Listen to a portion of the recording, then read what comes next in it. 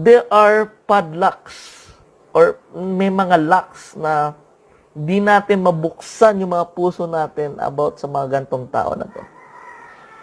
We need to know, we need to identify our locks sa mga puso natin. Locks. Para alam natin kung paano natin bubuksan. First, the humility, humble all the time. And the hospitality, we should open our hearts to the people na may pinagdadaanan, sa rejected, sa buhay.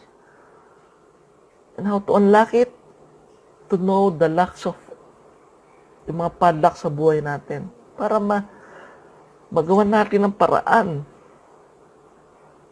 Para mabuksan natin yung mga puso natin dito sa mga tao na to.